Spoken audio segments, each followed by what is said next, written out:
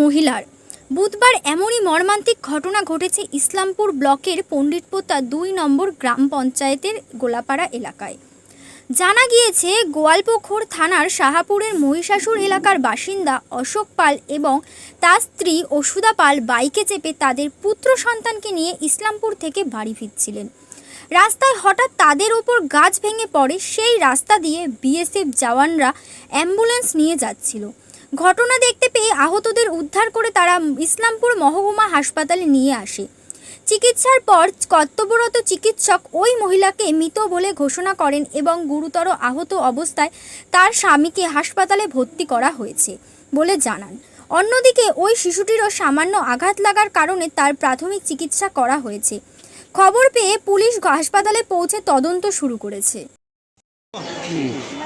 অজিত বাবু, আপনার ঠিক পঞ্চায়েত এলাকাতেই ফুলপুকুর এবং আপনার হচ্ছে গোলাপাড়ার অমলঝারির মাঝখানে যেখানে গাছ রয়েছে কয়েকটা, সেখানে আজকে একটা মর্মান্তিক ঘটনা ঘটেছে। কি ঘটনা ঘটেছে, কটার দিকে ঘটেছে? দেখুন, এখন থেকে আধ ঘন্টা আগে, মানে মোটামুটি ধরুন এখন 5টার দিকে, অ্যাবাউট 5 PM, সেই সময় ইসলামপুর থেকে গোয়ালপুকুরে যাচ্ছিলেন অশোক পাল এবং ওনার স্ত্রী যশোদা পাল এবং ওনার এক পুত্র মোটর বাইকে করে যাচ্ছিলেন। সেই সময় ভক্তি বলে একটি জায়গা রয়েছে অমলঝারি বাজারের উত্তর দিকে।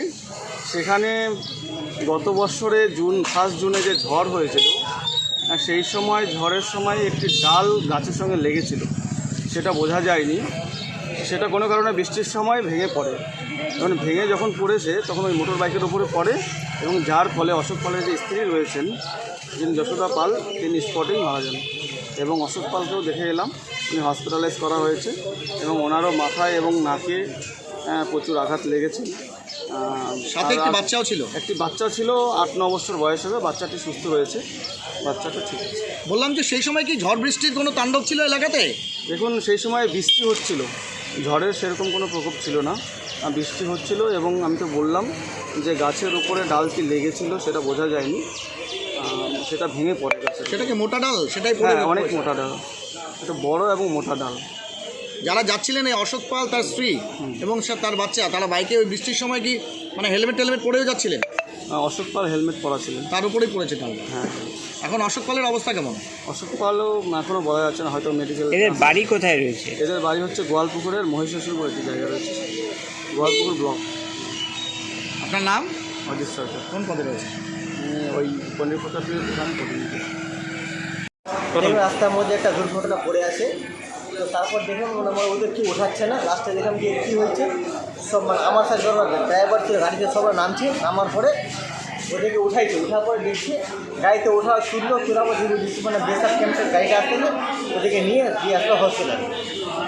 আর কেমন করে হয়েছে, মানে ওই গাছটা পড়েছে ওদের উপরে, আর কি জানে এই রাস্তার উপরে গাছ ছিল, ওই গাছ হঠাৎ পড়ে যায়। ওঠা মানে আপনি কি ওখানকার লোকাল বাসিন্দা না? আপনি আমি আমার বাড়ি অনেক দূরে। আপনি রাস্তা দিয়ে আসছিলেন? হ্যাঁ, আমি টোটোতে আসছিলেন?